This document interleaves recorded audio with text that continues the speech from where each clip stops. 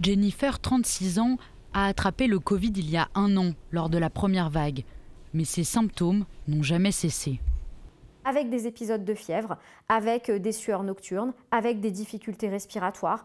Il y a des jours où simplement d'emmener mon fils à l'école, pour moi, c'est hyper fatigant.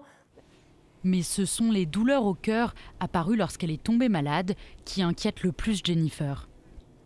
Je suis allée 3 fois aux urgences à la demande de mes médecins. À chaque fois, je n'arrivais quasiment plus à marcher, tellement j'avais mal, tellement j'étais essoufflée. Et systématiquement, on m'a renvoyée chez moi avec du Doliprane en me disant « c'est normal, c'est le coronavirus, limite arrêtez de vous plaindre en fait, ça va passer ». Mais ça ne passe pas.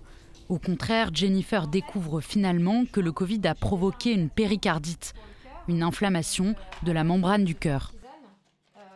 Et d'ailleurs, pas plus tard que ce matin, j'ai décidé d'aller consulter à l'hôpital américain à Paris. Donc je suis allée dans un hôpital qui coûte très cher, que je dois payer moi-même, et pour qu'on m'annonce que j'ai des séquelles irrémédiables. À cause des personnes qui m'ont reçue précédemment et qui n'ont pas pris au sérieux mes symptômes, je vais le payer en fait pour le reste de ma vie. Aujourd'hui, Jennifer a rejoint l'association Après J20, née de groupes Facebook réunissant les personnes toujours malades après le 20e jour. Un de leurs objectifs, faire reconnaître le syndrome du Covid long comme affection longue durée. Une labellisation qui permet aux malades d'être pris en charge sans avancer les frais médicaux. Il faut savoir que c'est un budget énorme. Quand vous commencez à aller consulter des spécialistes, à prendre des traitements en longue durée, ça vous coûte de l'argent. Organes atteints, pluralité et durée des symptômes, facteurs de risque. Les chercheurs partout dans le monde tentent de définir les contours de ce mystérieux syndrome. Comme ici, à l'Hôtel-Dieu. Les chercheurs de l'étude Compare ont déjà analysé les parcours de 1700 malades du Covid long. Partant de l'expérience des patients.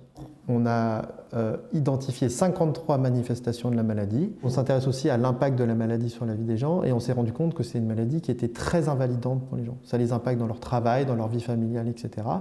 Et aujourd'hui, les étapes suivantes, c'est de regarder comment ces symptômes évoluent au cours du temps et éventuellement de répondre à une question très importante qui est combien de temps ça dure quand on a un Covid long.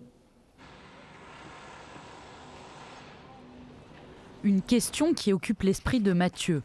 Les symptômes persistants de ce père de famille de 38 ans l'empêchent à ce jour de reprendre le travail. Également malade depuis 1 an, il a la chance de suivre le programme de rééducation Réhab Covid créé par le professeur Barizien. En France, les consultations dédiées au Covid long sont encore très rares. Bonjour.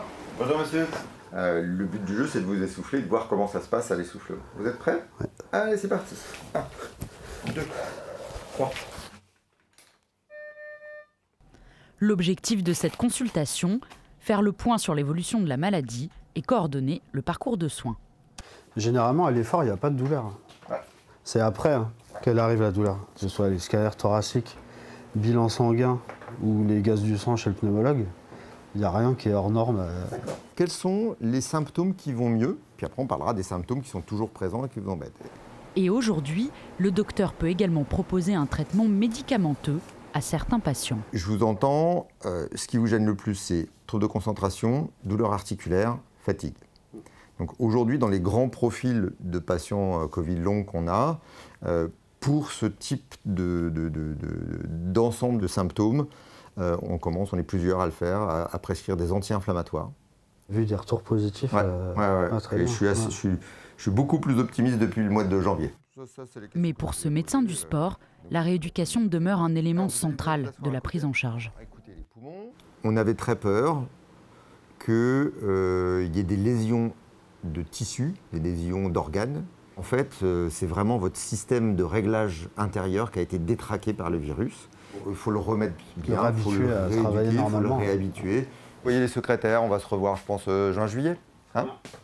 Très bien, au revoir. Pourtant, si des pistes de traitement commencent à apparaître, la prise en charge médicale reste un défi. Il vient d'être publié par l'HAS la proposition d'un parcours de soins spécifique. Le seul problème, c'est qu'aujourd'hui, il faut avoir du personnel pour détacher des médecins, des infirmières, des psychologues, des diététiciennes, des kinésithérapeutes pour s'occuper d'une pathologie émergente, nouvelle, en plus de ce qu'on fait déjà. Mathieu, lui, est déterminé à suivre toutes les pistes pour récupérer sa vie d'avant.